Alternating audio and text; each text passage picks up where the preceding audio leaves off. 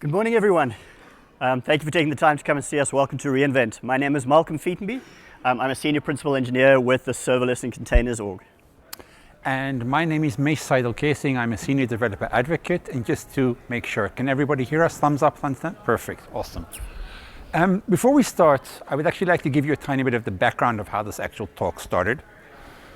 On a regular basis, each of the service teams have a weekly meeting with leadership, product managers, architects, software development management, to go over the metrics, issues within the service itself, things which weren't working, things which are working, how we can improve.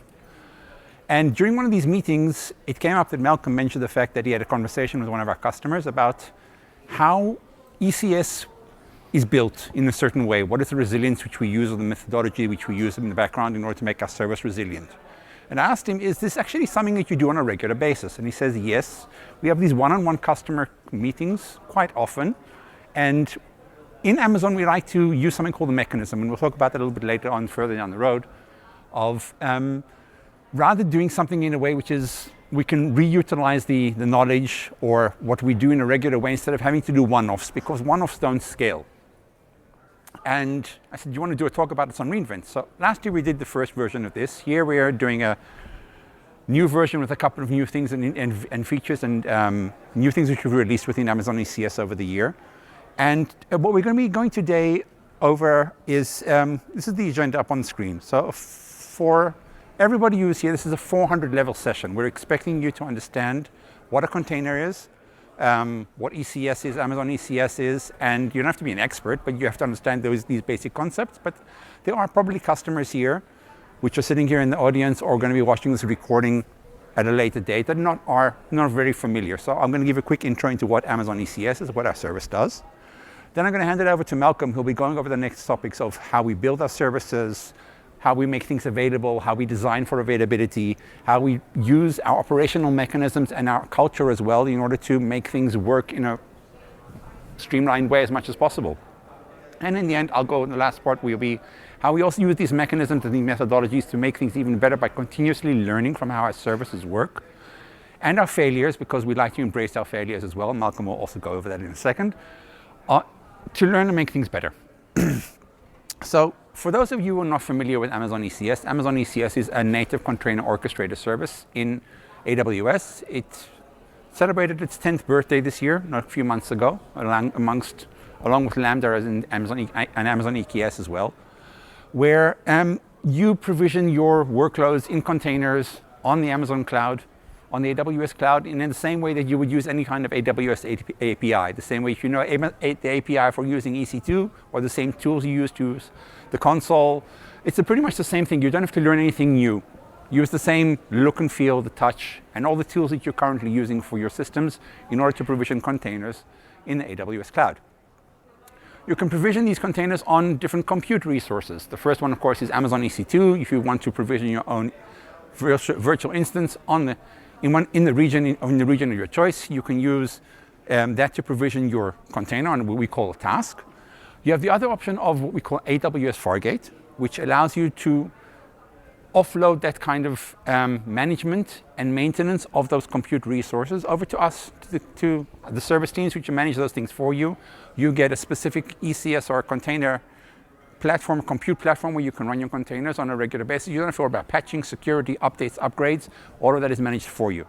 And for those who are also still running in some kind of a hybrid environment, there's also an option of deploying your containers on Amazon ECS Anywhere, which allows you to provision your containers in your own data center or third-party data centers where you are, and use the same look and feel, the same console, the same constructs, the same methodology. Everything is always the same. Amazon ECS is deployed in 34 different regions across the globe. All the regions we call a foundational service. In other words, before we launch a region, Amazon ECS is part of that actual building block where everybody uses in order to build their services. We'll see that also in another second. And we have more than 2.4 billion tasks launched across all these regions every single week. That's a lot of traffic. Customers, when they come into using the AWS cloud and they want to run something in containers, more than 65% of our customers start with using Amazon ECS. And of those 65%, more than 70% of those customers actually decide to go for AWS Fargate because they want to not manage EC2 instances and they prefer to go with the seamless integration that they have with Amazon ECS to run their containers on the cloud. Our customers love using Amazon ECS. It's customers from all different walks of life, all different kinds of verticals, all different kinds of industries, production, heavy workloads, banking, whatever you would like. There's just a couple of customers. You can find some of their use cases on the website with their stories of how they're actually using Amazon ECS to further their products and support their customers in order to get to their goals. But it's not only a customers that actually like or use ECS. It's also Amazon itself. A number of our services are built as part of their building blocks. Amazon ECS is used. That is why we are a foundational service. We cannot launch a region without actually Amazon ECS being ready and deployed within that region, because all the services which are built on top of it use Amazon ECS. Some of them, for example, we have is SageMaker, Amazon Lex, we have Poly, AWS Batch, Amazon.com recognition, the recommendation engine, and many more which are still using this today and continue to use this because the ease of use that they find with using Amazon ECS. I'm going to hand it over to Malcolm to go a little bit more into the availability and the resilience of the service. Thank you, Mesh. Thank you. Thank you all. Thank you again for being here. Really appreciate it. So as Mesh said, one of the things that he and I chatted about was we often get questions from our customers about how do we actually architect ECS in order to make it highly available, make it highly resilient.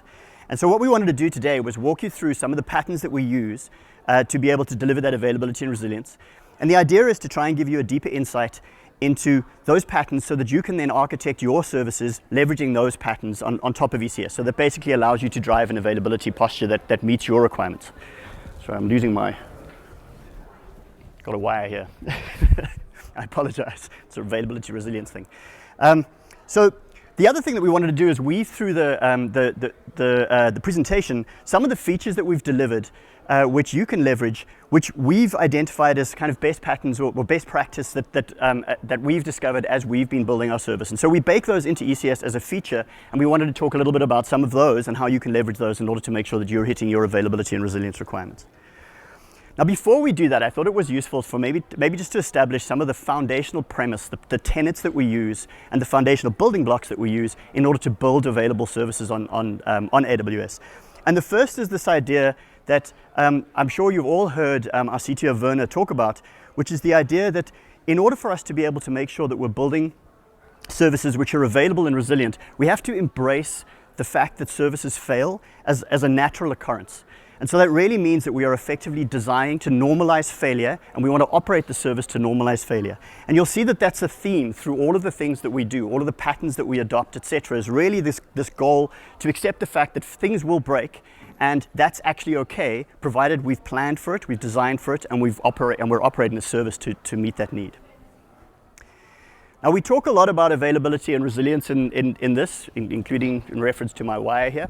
And so I wanted to make sure that we were aligned with what we actually meant, or what we were referring to when we talk about availability. So for us, availability is the ability for a system to do useful work. So really, it's a probability measure. Effectively, what that means is that if the service we're serving 100 requests, you want, in a perfect world, 100 of those requests to be successfully serviced, to actually have a useful response to your customers. And every time we aren't able to service that request, that degrades our availability. So if we were only delivered 95 useful responses, we have a 95% availability. So our goal here is to get to that nirvana of 100% availability. Every request should get a useful response. To achieve that, we need to make sure that we're designing services that are resilient. And resilience is the service's ability to be able to absorb failure and to be able to recover from that failure really quickly. So you can see that in order for us to be able to hit that 100% availability nirvana, we really need to be in a position where our services are able to recover as fast as possible in the face of failure, given that we've taken as given that failure will happen. Now, there's some foundational building blocks that we use, which ECS and all AWS services build on, which deliver the availability posture that we need. And the first of those is the AWS region. So an AWS region, there are 34 of them around the world, is a geographic presence of AWS, And the thing about AWS regions that's interesting from an architectural standpoint is that they use this concept called a shared nothing architecture. In effect, an AWS region is completely agnostic of every other AWS region. They're unaware of each other, and that's by design, that's intentional. And we leverage this as part of our architectural design. We'll talk about that a little bit more as we go forward. An AWS region comprises availability zones. In every region, there is at least 3. In some of the larger regions, there are more. And availability zones are a really useful infrastructure construct because they describe what we refer to as a fault zone, a failure zone. So availability zones comprise one or more data centers, and they're close enough geographically within a region in order to feel like they're the same thing, like they're the same data center. There's a slight latency difference between them, but largely they feel like they're the same thing. But what's important is that they're far enough away from each other geographically such that they don't share network or power. All availability zones have redundant network and power. But also, in the event that there were some natural disaster or maybe there was a power failure or whatever, we can be fairly confident that there isn't correlated failure across availability zones, that availability zones will fail independently of each other. So these concepts, this idea of the region and this idea of availability zones within a region, become really fundamental building blocks for us to be able to build highly resilient services on top of them. So given that, let's dive a little bit into the ECS architecture.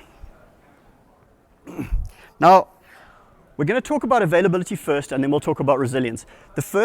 When we talk about availability, there are a couple of things dimensions of failure that we can identify if we were to categorize the kinds of failure that we can see. We're going to work through each of these individually.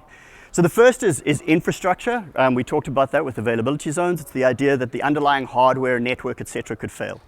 The second is software. That's the things that we are shipping all the time. We're continually deploying change, as I'm sure you all are. And that's the inevitable, unfortunate bug that we ship, or some equivalent. Deployments are ongoing, etc. And then the other is scale. Scale is those things that are outside of the service, extrinsic behaviors that drive themselves into the service that could end up driving or impacting availability. So first off, let's talk a little bit about infrastructure. So the way that ECS is designed is the ECS control plane is that piece of software which manages your workloads. So if you're running a service or a task on ECS, the ECS control plane is the thing that's doing the scheduling, the provisioning, the deployments, etc. It's the way that you're actually managing and maintaining that task. The ECS control plane is delivered in every one of the 34 regions, AWS regions, and it demonstrates that shared nothing architecture. So no one ECS instance in a region is aware of any other ECS instance in any other region. ECS is also present when we deploy it in at least 3 availability zones. So we double down on this idea of the shared nothing architecture and the availability zones in terms of infrastructure. The important thing about the way that we deliver this with availability zones, though, is we use this concept called static stability. The idea with static stability is a service is statically stable if it can continue to function even in the case where there was failure without the need for external interaction. So in other words, without the need for intervention. So we really want to make sure that our services are operating in a way that in the event that there were failure, we actually don't need to do anything. This is perfect from the perspective of a DevOps. As an engineer, the last thing I want to do is have to jump on every time there's a failure. You want your services just to continue to function, and then you in the background can go and fix what needs to be fixed. Whoops. I feel like we maybe jumped a slide there. So one of the ways that we do this with ECS is, we pre-scale across the availability zones to make sure that we're in a position where, because we're deployed in 3 availability zones, we want to ensure that if one availability zone were to fail, our other 2 availability zones would be able to continue to absorb the traffic. And so in order to do this, what we do is we pre-scale our services to 150% of peak, which means that in every one of availability zone, we have 50% of the capacity that we need in order to support that whole region at peak. Now, if we were to scale that to 2 availability zones, that would mean that we need 100% in each of those. You can see that's a larger footprint. If we have more availability zones, we can actually reduce the amount of footprint in each availability zone. But the benefit we get here is we can run the service in a way that actually allows us to take advantage of this idea that we are pre-scaled. And so as a result, if an availability zone were to fail, that gives us the static stability. We literally don't need to do anything, right? We're still 100% scaled for our peak traffic.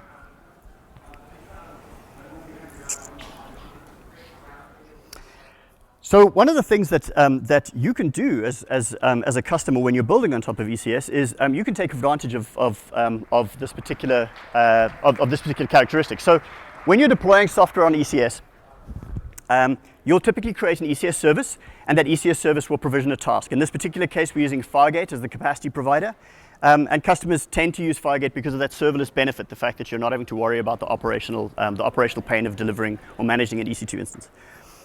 So in this particular model, you can see we've got an ECS service which is provisioning a single task into a single availability zone. Now that's clearly not highly available, in as much as if the hardware were to fail, the availability zone were to fail, or if you even deployed, that's gonna have some form of outage. And so what we want to do is we want to be in a position where we pre-scale our service to meet the demand. And in this particular case, we've decided that we need three task instances in order to meet our scaling demand for our particular ECS service. Such that we have those spread across the availability zones. And if you're using Fargate uses a spread placement algorithm that effectively will automatically spread for the set of subnets that you give it. So when you create your ECS service, you specify one or more subnets. ECS will do its very best to make sure that it's spreading placement over the subnets that you provide. Let's talk a little bit about software and how we do how we manage software deployments, etc., for availability. So one of the things that Maish talked about earlier is the fact that we're provisioning 2.5 billion tasks a week, and you can imagine that that's a fairly significant amount of provisioning, amount of workloads that we're managing. One of the things that we want to do is we want to be in a position where we can manage that very, very high volume, but we can continually deploy. ECS is a large service. It comprises many software stacks, and so we want to be able to continue to deploy these services, and we want to be in a position where we can deploy that without impacting a bug impacting many customers at that scale. And so the way we do this is we partition the ECS control plane into things that we call cells. We use a cellular architecture. The cellular architecture basically means that we take a full copy of ECS, of the ECS control plane in a given region, deploy it across the three availability zones, and we deploy it multiple times. Which literally means that we now, in any one region, are running ECS, the management layer, multiple times. What we then do is that we build in front of that a thin proxy layer. Now the key to the proxy layer is that it needs to be thin, and it needs to be as naive as is possible, so that it literally does basic routing in order to pick a particular cell, but we want to be in a position where it doesn't mutate very often and it's entirely stateless, so that we don't have that as a single point of failure. Our thin proxy layer sitting in front of ECS today routes on a sharding key, and that sharding key is the ECS cluster. And so what that means is that when traffic comes in, when we create an ECS cluster, we will place it in a particular cell, and then that cell is responsible for the life of that cluster for its entire lifetime. And that's an incredibly powerful idea, because it means that we contain failure. In the event that we were to deploy or a breakage, or we had a scaling issue, or whatever it is in a particular partition, that partition only represents one subset of the entire ECS presence in a particular region, which is a very useful construct, and we'll talk a little bit later about how we leverage that in order to make sure that we can maximize that benefit. The other real benefit we get is that you can imagine at scale, when we're talking 2.5 billion tasks, this is a monstrous service. It's incredibly large. One of the things that we want to do is we want to make sure that we can deliver that resilience construct, that ability to be able to recover quickly. And so to do that by partitioning, it means that you actually have a smaller footprint. So when we partition all the way down to the database, which means that if, for example, we needed to recover a database, well, we're only having to recover the database for that partition rather than for the entire region, which means recoveries are faster. Software deployments and rollbacks are faster because the footprint that we're dealing with is smaller. So the cellular architecture really provides some real resiliency benefits as well as availability benefits in terms of that blast radius containment. Now, let's talk a little bit about how you can leverage this in your architecture. So one of the things that that you're able to do, and as I mentioned earlier, is the proxy that we're using up front, that router is using the ECS cluster ID. So those of you that are familiar with ECS, and hopefully it's a 400 level session, all you are, you'll know that the ECS API in almost every operation that you use always takes the cluster ID in as a key to that operation. And the reason for that is because that's what we're using to proxy, to redirect the request, to route the request to the right underlying partition. But that has some real benefits for you when you architect, because it means that in order for you to leverage the underlying availability constructs that we deliver for our architecture, you can actually use cluster ID to align your software stacks with a particular ECS availability stack. And so, for example, if in this particular case, this customer has a yellow, a red, and a pink cluster, they're deploying software, their yellow software, their red software, and their pink software into those clusters. Those clusters are partitioned, their software stacks are partitioned into management layers that are specifically dedicated to managing those particular clusters, which means in the event that we were to ship software that had an inadvertent effect on one of those clusters, it would only impact the yellow, the red, or the pink, and wouldn't impact the others. Let's talk a little bit about scale and how we design for scale. So again, we talked a little bit about how the volume, the 2.5 billion tasks, it's a very, very large number. One of the ways that one could typically scale a service is you can use this notion of scale up, and the other is scale out. Now, scale up literally means buy bigger things. So run bigger hardware, run more hardware in a particular vertical, bigger databases, etc. The challenge with scale up is that it's somewhat unbounded. You're kind of continually on this path, and at some point the dimensions through which things scale become harder to reason about just because of the number of servers become an issue. So you'll find as you scale your service in that way, the dimensions through which things fail start to increase. You know, the number of services that are in a particular gossip group get very large, and all of a sudden the gossip group stops working, etc. So you end up with these weird side effects. So what we tend to do is we actually use partitions, we use these cells as a scaling mechanism.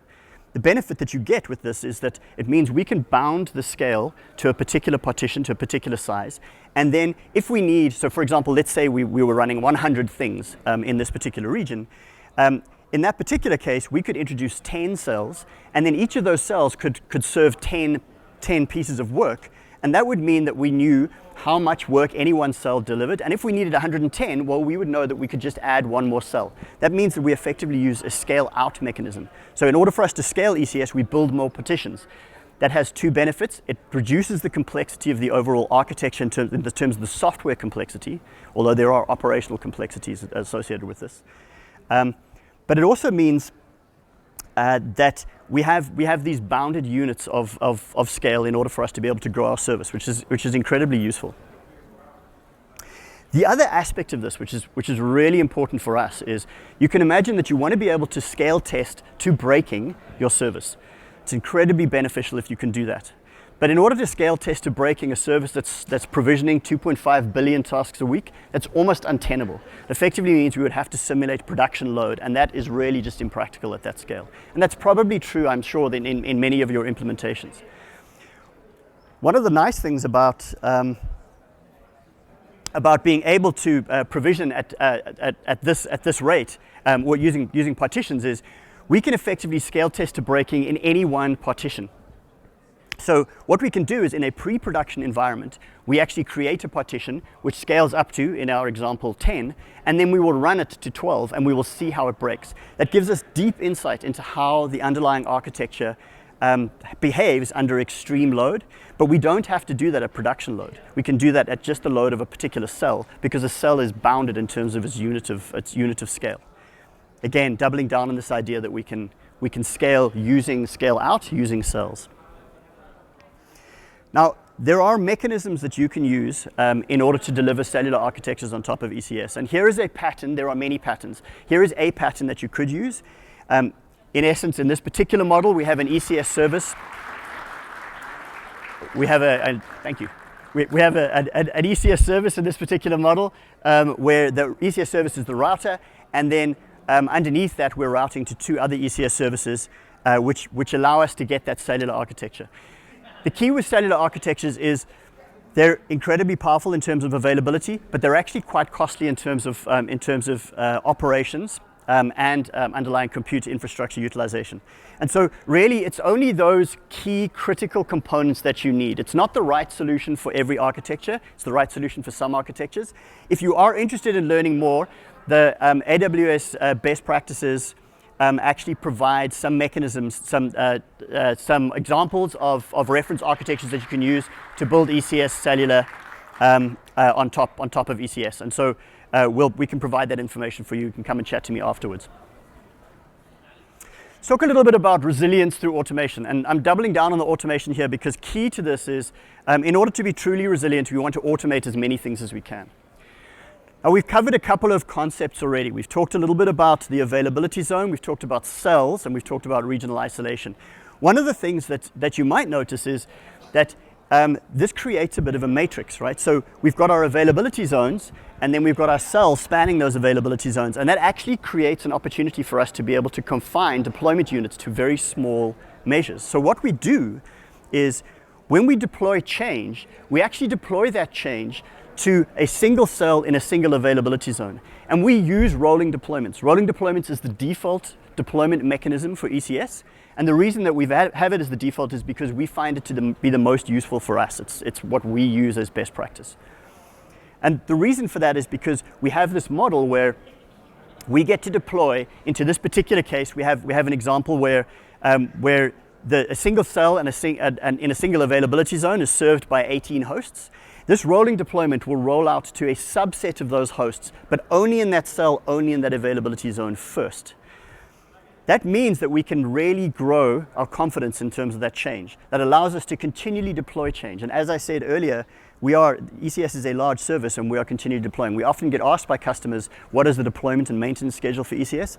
The deployment schedule is all the time. Like we are literally deploying now. ECS is continually deploying changes because it's very large. It's also dependent on a very large subset of services. You can imagine we're leveraging a bunch of AWS foundational services like S3 and EC2, etc. under the hood. All of these services are also continually deploying. And so we need models like this in order to be able to drive this resilience and availability in order to meet your needs.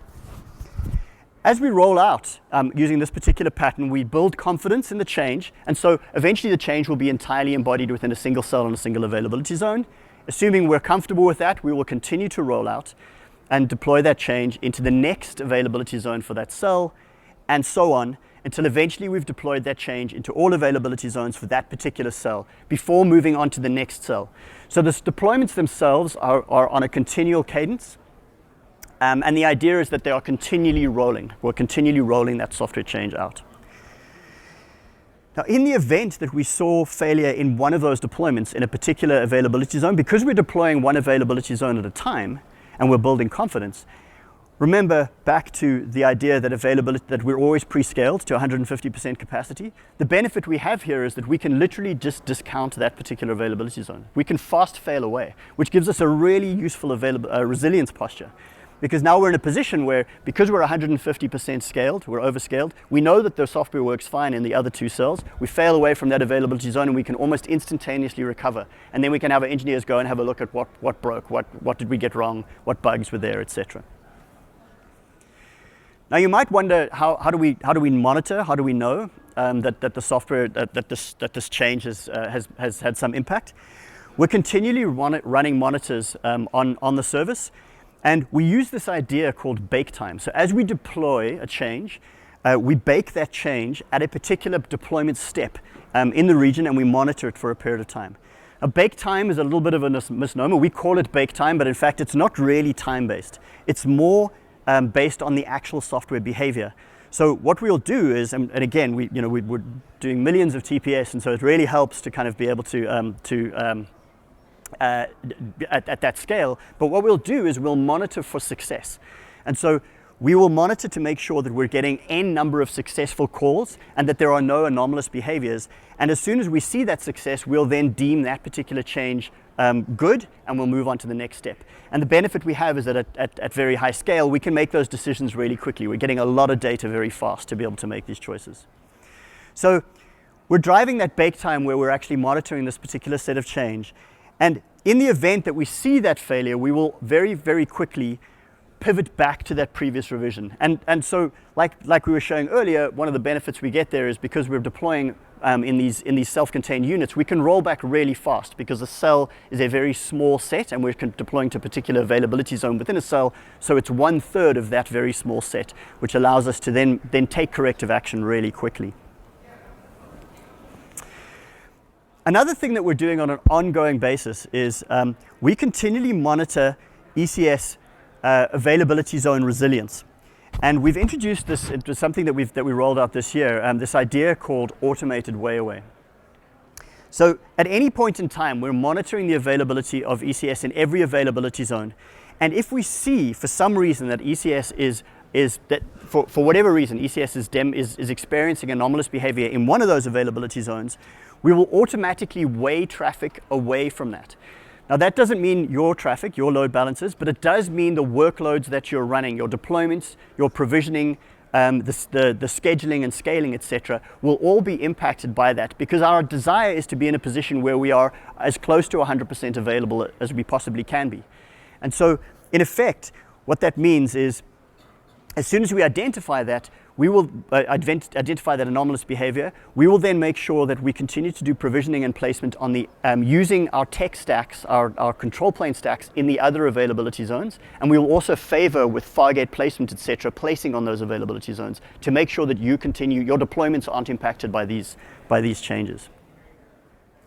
But that can mean, as a side effect of that you end up with some of your services. So in the example that we had earlier, we had a particular ECS service where we had 3 tasks.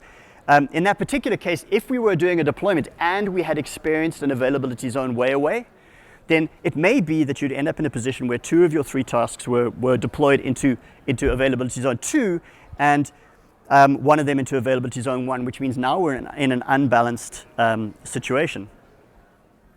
And so just last month, we launched a new feature which we're calling AZ Rebalance. And so what you can do is, as part of your ECS configuration, you can capture the need to have continual rebalance on your service. And what ECS will do is it'll monitor the set of tasks that you have against the subnets that you provided, the availability zone distributions that you provided, and it will identify when there is an unbalance. And then in the case that it identifies that unbalance, it will take corrective action for you. Now, ECS uses a mechanism that we call start before stop for our managed services. It will never stop an existing task before it's started a new replacement task. This makes sure that we're continuing to meet your desired counts on your service to make sure that your service is always available. And so what ECS will do in this particular case is it'll identify the task where we're oversubscribed in a particular availability zone. It will launch a new task in the undersubscribed availability zone, and once that task reports healthy, it will then terminate the task in the oversubscribed availability zone, getting us back to a rebalanced state. Again, this goes to the idea that we really want to embody in our service, as a managed service, all of the best practice that we currently practice, so that you don't have to worry about that toil. You can literally just use the service, set these flags, and we will make sure that we're doing the very best we can to keep your services available. There's another thing that we've introduced earlier this year, and in fact, it really relates to resilience and availability in terms of how we actually go about shipping the software and what software we ship. So one of the things that you might have experienced with containers when you ship software is often we tag the image in our task definition or in our pod spec definition using a latest tag, and those tags for your ECR image are often mutable or can be mutable depending on how you've configured your repo. And that can be an issue, because if you're using latest and you roll back, well, it turns out that you roll back to the latest, right? Which is actually, as it turns out, the most recent. And so your rollback behavior isn't what you want to get out of it. It doesn't give you that stability. So what ECS has done is we've introduced this feature which we call deployment version stability, which means at the point that you create a deployment with ECS, so when you update your ECS service to deploy, or you create a new ECS service, new ECS service to deploy, ECS will snapshot both the shards associated with the images and all of the configuration associated with that, and store it with a deployment identifier. That means that when you scale up, you're always scaling up to the latest snapshots of your service. And it also means when you roll back to the previous known good version. So we can make assurances about the fact that you're always shipping the most stable version of your software.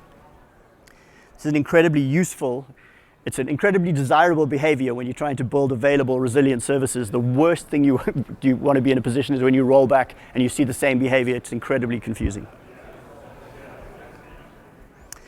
Let's talk a little bit about, so we've gone through some of the availability constructs, some of the ideas. We're going to touch a little bit on some of the resilience and static stability ideas that we leverage in order to meet our resilience goals. So the first of those is a notion of container restart. So one of the things that's really interesting is in order to drive static stability, you really want to localize containment, localize processing as much as you possibly can. So when you're in a position where, for example, if your ECS task were to fail and exit, in order to replace that task, ECS needs to go through the process of actually doing a whole bunch of provisioning and placement, etc., workflows, including in the case of Fargate capacity acquisition. And in the event that there is some form of anomalous behavior going on in the service, it's possible that some of that provisioning is actually broken, that's impacted by this anomalous behavior. So in a perfect world, what you want to be able to do is, as much as possible, maintain local stability, static stability on the current box, on the current instance. And so ECS delivered earlier this year this notion of local container restart, which is an ability for you to be able to configure in your task definition the desire to restart a container on the box if it were to fail. This is beneficial because it means that if that container can restart, say for example there was an out-of-memory failure of some sort, and it is able to reprovision, it means you don't have to traverse the entire control plane to get back to your provisioned task, to a running working task, which is a much better availability posture because this can be done in sub-second time when we provision these processes. Whereas if you're going back through the control plane, there's that entire loop, this state drift, state reconciliation, etc., which can drive a lower availability posture. So something that I'd encourage you to have a look at is the ability to is this local container restart capability, incredibly useful. Another thing that we've observed that customers spoke to us about over the course of this year and were impacted by is this idea of blocking I/O. So it's really important to be cognizant of the dependencies that you have in your workloads. And we spend a lot of time internally in ECS when we have architectural reviews, etc., thinking hard about what are the dependencies that we're taking and how do those dependencies and the failure of those dependencies impact our availability. One of the things to think about when you're designing a service is how do you react when the downstream dependency that you have, especially one that's where you're specifically dependent on I/O, fails. And some of those failures are just they just are what they are. If you're unable to communicate with your database, that may mean that your service is just unhealthy. That's just the way it is. But some of those are that's not the case. For example, one of those examples is logging. When you're logging, the default behavior for Docker when it logs is it uses blocking I/O. And that can be detrimental to the availability of your service because it does mean that in the event that you're logging just a kind of a standard info message into your logs, it can hold up the entire service in the event that for some reason one of the downstream dependencies is not available and you can't actually write that log. And so ECS supports non-blocking I/O as a default configuration or as a configuration for AWS logs. And so we would encourage you to have a look at that and make sure that your services are using non-blocking I/O as much as possible.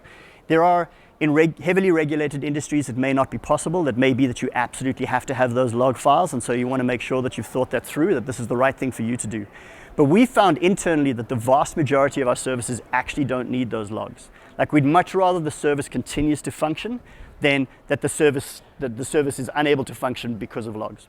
And so we would encourage you to have a look at your configuration and make sure that you're using, wherever possible, non-blocking I/O. It delivers a better availability posture for your underlying solution.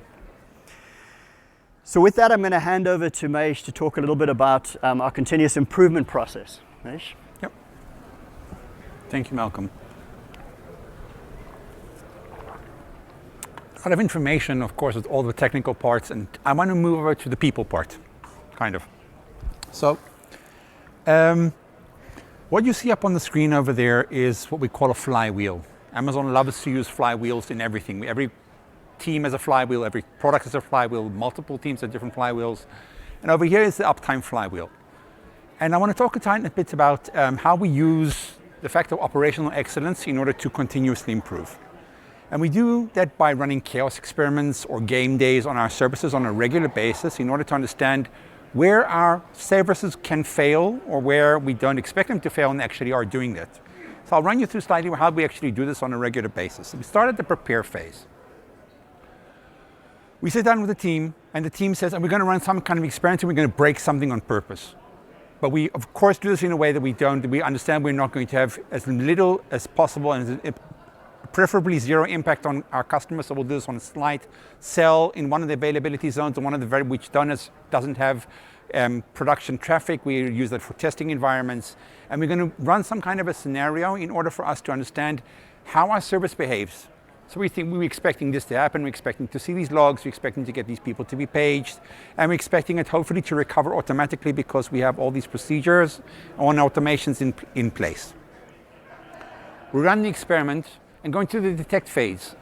And then we actually try to verify that what we all were expecting was supposed to happen actually did. Did we get the correct signals that we wanted from our service? Was something which we didn't understand what was happening. We were flying blind is a term we like to use or hopefully never use with inside Amazon. Like something is happening, you don't know what is the root cause, you have no information, you have no metrics, you have no logs, so you don't know what's understanding. It's very hard to recover and resolve some kind of an outage in that kind of way. So we want to know that the metrics and what we were expecting to happen actually did, and we got the right signals from the actual outage and the experiment which we're running.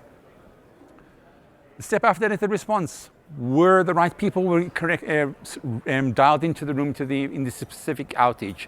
Were the automations which we had in place already doing the work which we were supposed to? Was the work which we already planned to do as little as possible or as automated as possible in order for us to recover from this outage in as the smallest amount of time as possible as well. The last part is the learning phase. We sit down as, of course, the whole team, do some kind of a post-mortem to understand, was everything which we expected, or did we learn something new from this specific case or this specific outage or scenario we ran? Did we learn something about our service which we did? And if so, we have to improve it or change it or make some kind of modifications, which could be continuously improving on our processes. In other words, say we weren't fast enough to respond because we didn't have the right metrics, or we didn't have the right people which were engaged on the call because we didn't know they weren't alerted or weren't available. So these are things which can we continuously improve in the way from the organizational and personal aspect. And we can also take those learnings as well to re-architect our service if that is warranted, because we need to split the service into another microservice or another sub-service in order for that not to have an adverse effect on the rest of our service as part of this learning process which we go through. As part of that learning phase, we have something which we call the COE, a correction of errors process. This is something which is done on a regular basis in all Amazon teams, where we use this as a mechanism inside Amazon to identify and fix problems. Every outage that we have a COE. We use it also to drive the ownership. So in other words, there's the person who's assigned ownership for specific action items on these tasks in order to fix them and make sure that they're addressed because of the result of this outage and issues that we have. We use this as a mechanism to learn or to teach other people within inside Amazon, because some kind of outage or issue that we encountered because of some esoteric kind of bug which nobody else has encountered, at the scale that people are running, we are running services, for example, 2.4 billion different tasks per week. There are other services which are also can most likely encounter this as well within Amazon as well, and they can use these learnings to mitigate problems before hopefully they occur, and they will have to address them themselves. And of course, it's to reduce the number of recurrences of these kind of problems in our service itself and in multiple services across Amazon and the whole cloud. A correction of errors is not a blame game. We never ever use that in a way to put blame on any certain person or team. We always use this as a positive experience. That's how we learn and continuously improve. We don't blame a certain person. It's never such a thing as configuration error or operator error. There's no such a thing as that on when we use our COEs. There was always something, a contributing factor which we could have we could have averted that kind of error, and how we learn to make those things not possible in future occurrences or further down the road within our services. When do we use a COE? So usually this is always when we have a customer-facing impact. In other words, when our customers have some kind of out or degradation of service within our service, we'll run a COE in order to understand what happened. We'll also have, when we used as part of our game days, we have a procedural miss. In other words, we didn't have a test case which we were supposed to be testing in order to us understand what was wrong with our software. That will also be when we use COE, because that means we don't really know we weren't acquainted enough or with the specific use case in our service that we needed to understand it more, and we'll try to see how we improve further down the road. It can also be a missed use case. In other words, our customers surprise us, and you always surprise us, thank you very much, of how we use our service or how you use our service, and we weren't thinking about those things. So these are things we can run a COE on as well to cover that use case, to see where we can improve, how we can make things better for our customers, and also hopefully plan better for the future.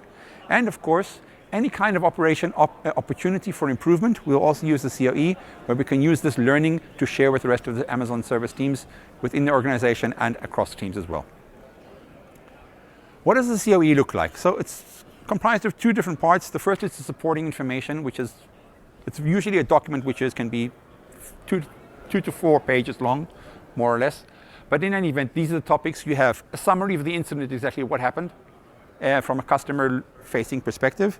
The impact, in other words, how many customers were affected, how many customers were not able to place the order on the Amazon Order Now button, or were not able to launch an ECS task. The timeline, in other words, what exactly happened according to metric, in other words, based on time, so we understand, build a timeline of when this happened, when we identified the issues, when we solved the problem, so we can also use that as a metric to find out how fast we're responding or recovering from issues as well.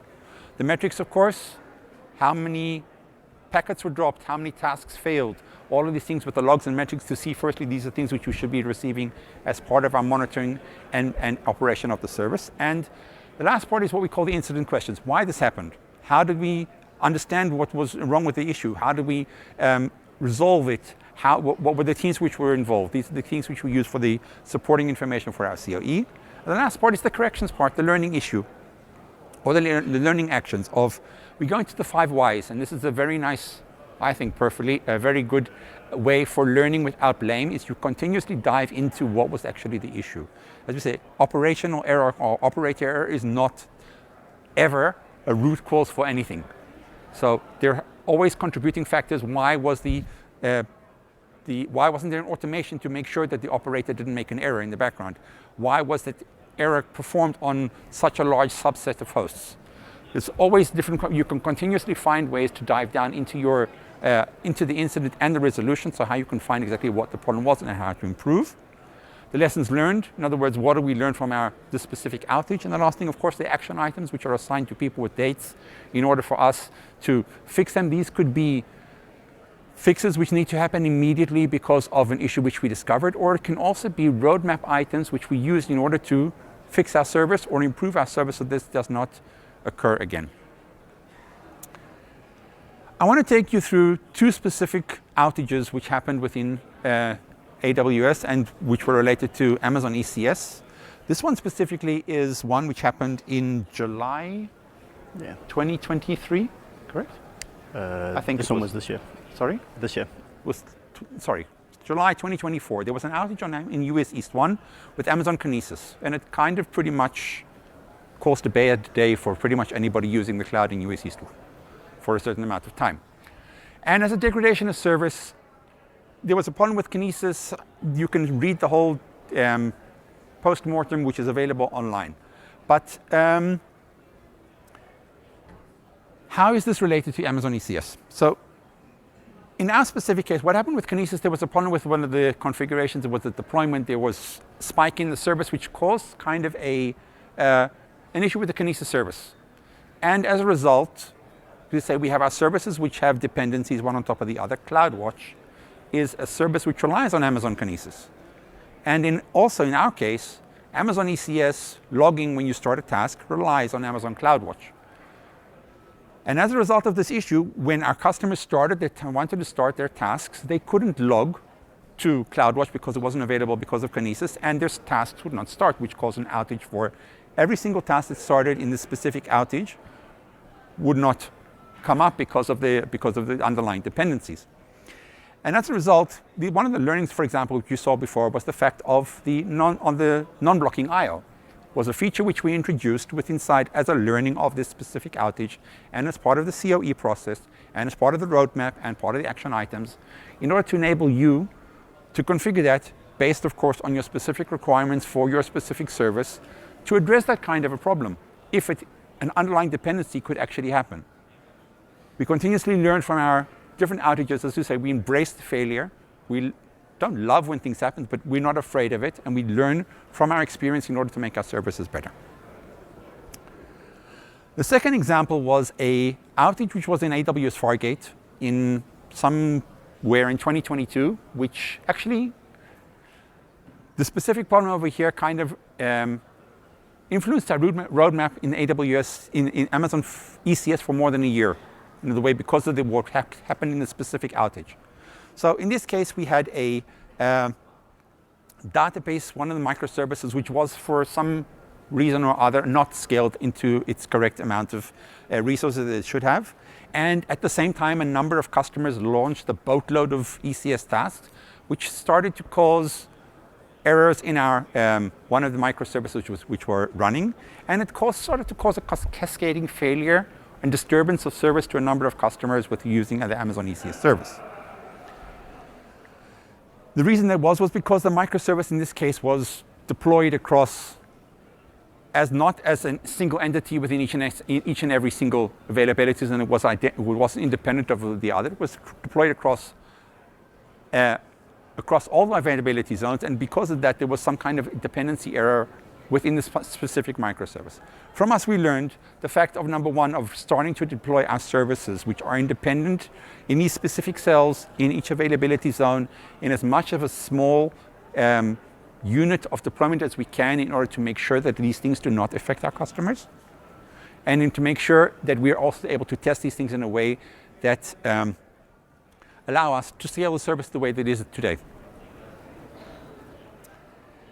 And of course, one of the things which we also learned from this was the fact was what we call the automated way away. We also developed this feature as well based upon of this learning, that we know that we can identify that it's a specific issue in a specific availability zone, and we can automatically way away your traffic from launching new tasks into one of these affected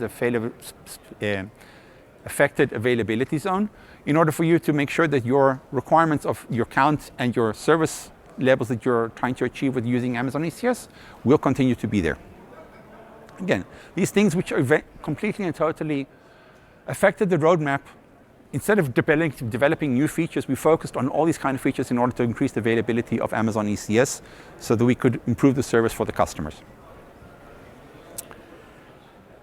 We're almost at the end of the session, so I just want to do a small recap.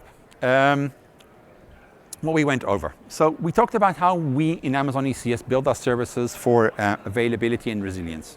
We talked about the fact of the different mechanisms of the 3 different dimensions of failure of infrastructure, software, and scale, how we build these things for in Amazon ECS, and also how you as a customer can use the ECS constructs, tenants and mechanisms and features today in order to utilize those underlying features which we build upon in order for you to use those same constructs within inside your services as well.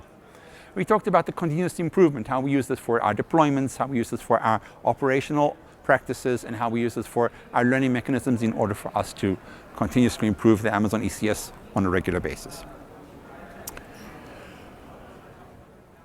Today was the first session of reInvent, so I want to say thank you very much, bravo, for all of you for being here, and hope you have an amazing week. But it's not the only one that there is. Of course, there's more and more Amazon ECS sessions if you would like to join. A couple of them here up on the screen. The agenda will always might change because of different things or different kinds of new features which will be released. But if you have, of course, keep up to date with the Amazon, the AWS events on your phone, or look on one of the boards outside where you can see where the different sessions are. But I do suggest that you go and visit a number of the Amazon ECS sessions we have throughout the event. There are approximately 30, if I remember correctly, something like 30 sessions across all the 5 different days where you can learn more about Amazon ECS and what we do.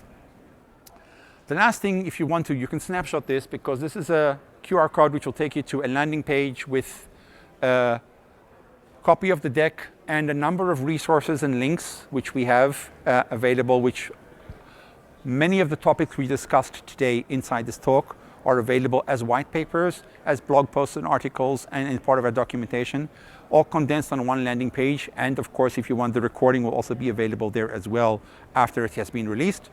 So you can use this as a landing page to learn and make use of all the information we've shared today within the session. We are not going to take questions because we don't want to disturb the new sessions which are starting or have already started on different sites. We will be outside in the hallway so that we don't make too much noise. If you have any questions for us, before you leave, please take out your phone, open up the events app, and leave us feedback in the survey on the session. We would love to hear what was useful for you inside the session, if there's any feedback, if you would like us to improve, if there's any other topics you would like to learn more about within the Amazon ECS service, we would love to hear from you. I hope you had an interesting session.